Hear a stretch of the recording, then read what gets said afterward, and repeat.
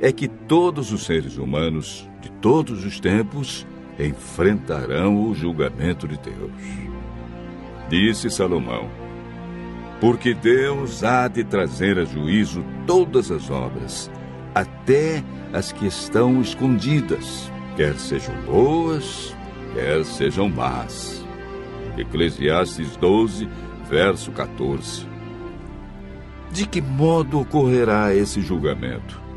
Sob que critérios ele estará fundamentado? Quem é o juiz? Como podemos ser absolvidos? A Bíblia nos responde.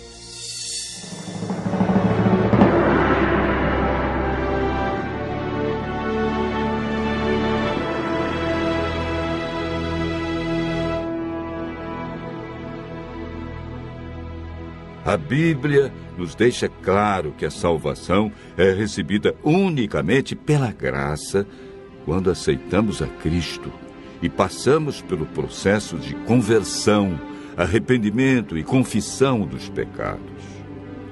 O Espírito Santo cria em nós o desejo de obedecer, nos capacita a seguir os mandamentos, a testemunhar publicamente o novo nascimento através do batismo e a desenvolver a perseverança até a volta de Jesus.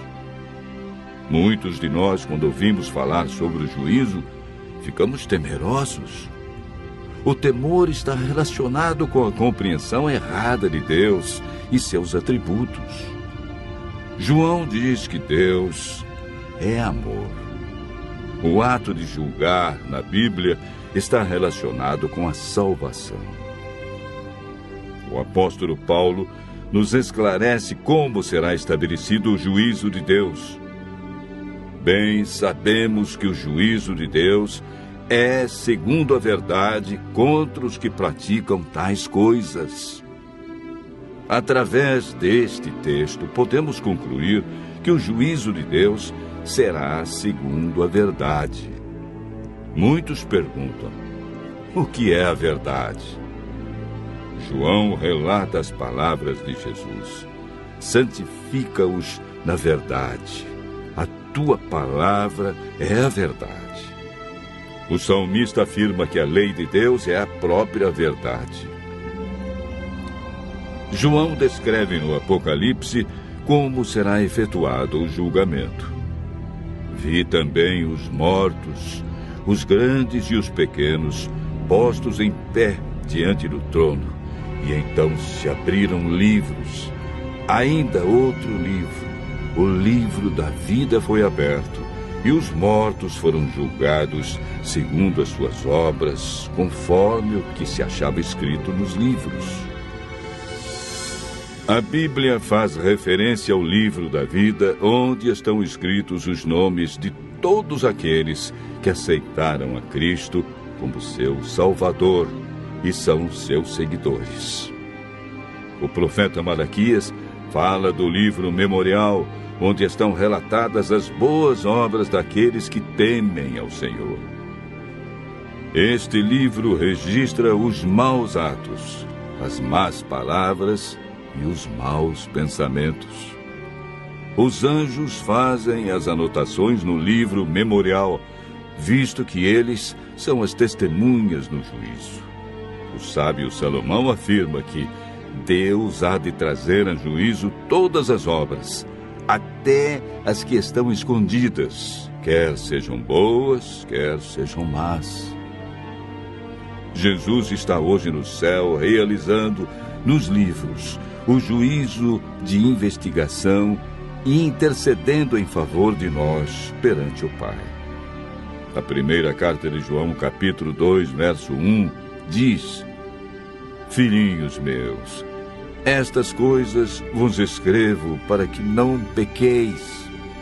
Se todavia alguém pecar, temos advogado junto ao Pai, Jesus Cristo, o justo. No juízo investigativo, temos um grande advogado e intercessor, Jesus, que ocupa também a função de juiz. Lemos em João, capítulo 5, verso 22. O Pai a ninguém julga, mas ao Filho confiou todo o julgamento. Todos os dias, cada um de nós está decidindo aonde vai passar a eternidade. Este julgamento deve ocorrer antes da volta de Jesus, pois, de acordo com Apocalipse 22, verso 12, quando ele vier, trará recompensa a cada um.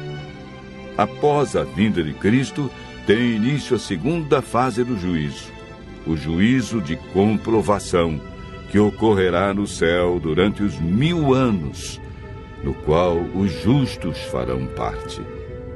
Após os 1000 anos, haverá o juízo executivo, ou juízo final, quando aqueles que não aceitaram o plano de salvação receberão a triste sentença de morte eterna, e os justos viverão eternamente com Cristo, recebendo um novo e eterno lar. Durante o juízo de investigação, Paulo afirma que todos nós compareceremos perante o tribunal de Cristo para que cada um receba segundo o bem ou o mal que tiver feito. Em todo julgamento, precisamos de um advogado e um juiz.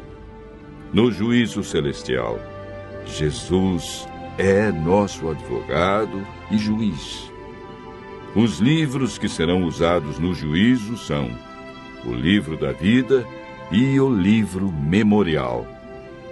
As testemunhas são os anjos. O acusador é Satanás. Um aspecto muito importante a ser visto na palavra de Deus é a definição da norma ou padrão pelo qual seremos julgados. Tiago 2, verso 12, diz: falai de tal maneira, e de tal maneira procedei, como aqueles que hão de ser julgados pela lei da liberdade.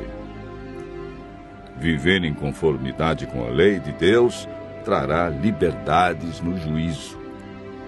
Deus espera que cada um de nós seja aprovado no juízo. De tudo o que se tem ouvido, a suma é: teme a Deus e guarda os seus mandamentos, porque isto é o dever de todo homem. 2 Coríntios, capítulo 6, verso 2, afirma: eu te ouvi no tempo da oportunidade e te socorri no dia da salvação. Eis agora o tempo sobremodo oportuno. Eis agora o dia da salvação. Hoje é o dia de tomarmos uma decisão ao lado de Cristo, pois Ele nos livrou da condenação do pecado, entregando-se por nós na cruz.